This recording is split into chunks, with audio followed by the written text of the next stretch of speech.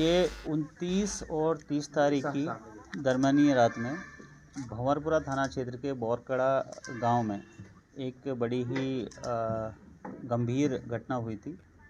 एक आदिवासी परिवार जो शिवपुरी से मेहनत मजदूरी के लिए यहाँ भंवरपुरा थाना क्षेत्र में खदानों में काम करने के लिए आया था। उनकी एक नाबालिग लड़का है, एक नाबालिग लड़की है।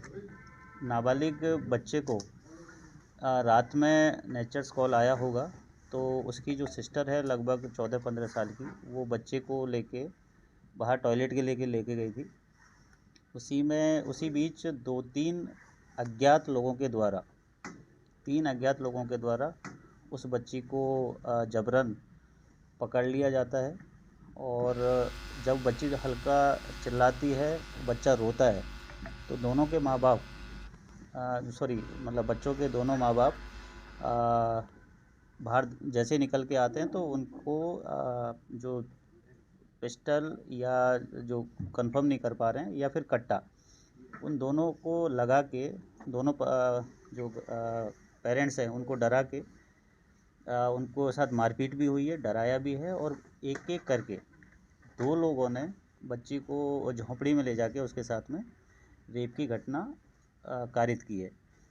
सुबह बच्ची के माँ बाप FIR कराने आए। तत्काल उसमें मैटर की गंभीरता को देखते FIR तो की ही, हमारे जो एडिशनल SP साहब हैं और TI SO भंवरपुरा के नेतृत्व में एक टीम बनाई गई और तत्काल उसमें गंभीरता को देखते हुए हमने कई जगह दबिश दी। चूँकि इसमें जो आरोपी थे अज्ञात थे, तो हमारे लिए बड़ा चैलेंज था कि रात के अंधेरे में 12 बजे जब कोई आई विटनेस नहीं है माँ बाप के अलावा, तो ऐसे में अज्ञात आदमियों को ढूंढना।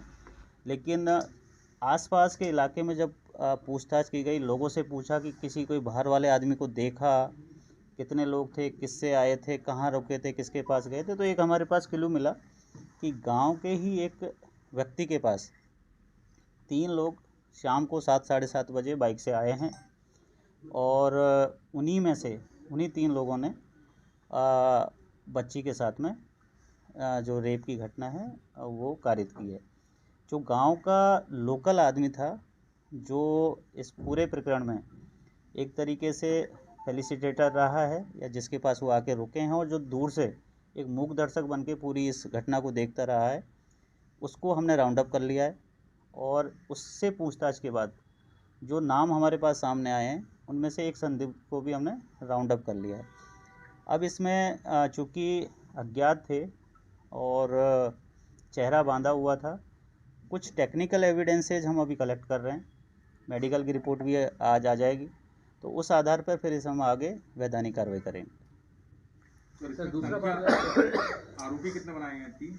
वो अभी नहीं, ये पूरा इन्वेस्टिगेशन का पार्ट है। जैसा कि बच्ची ने और बच्ची के माँ बाप से जो पूछताछ हुई है, जो बताया FIR में भी और कथनों में भी, 2 लोगों ने बारी बारी से जाके झोपड़ी में बच्ची के साथ गलत घटना की है। एक आदमी कट्टे लगा के उनके माँ बाप को डरा धमका के बाहर खड़ा रखा है घर के बाहर। और सबसे इम्पोर्टेंट जो गांव का लोकल आदमी है, जिसके पास आके रुके, खाना खाया और जो दूर से ये सारी घटना देख रहा था, और तो उसको हमने राउंड अप कर लिया और एक संदिग्ध को भी राउंड अप कर लिया। तो ये अब इसमें 3 से 4 आरोपी, अभी तक की जो विवेचना हमें जो तथ्य आए हैं उसमें 3 से 4 आरोपी बनेंगे। लोकल गांव के हैं या आसपास?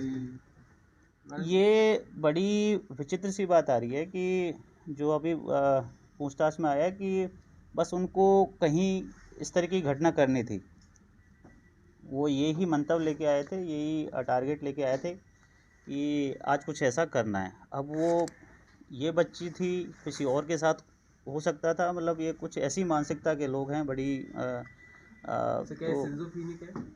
नहीं इस टाइप का। देखो वो एक साइकेट्रिक या साइकोलॉजिस्ट ही बता सकता है। I can not comment on this कि ये कौन है, कैसे हैं, बट मानसिकता ऐसी है कि उस रात उनको कुछ करना था।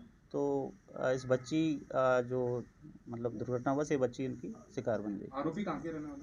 आरोपी यहीं भंवरपुरा थाना क्षेत्र के रहने वाले हैं, पास के ही गांव के हैं। उन पे अभी हम और एक संदिग्ध जिसका नाम है वो मुरैना का रहने वाला है, लेकिन अभी वो जब तक पूरा हमारे इन्वेस्टिगेशन वाला पार्ट कंप्लीट नहीं हो जाता तब तक उस पर हम कमेंट नहीं कर पाएंगे। लेकिन हाँ, जो लोकल था गांव का, वो बच्ची के ही गांव का है और वहाँ खेती बाड़ी कर रहा था, तो उसकी जो रोल है वो क्लियर हो गया है।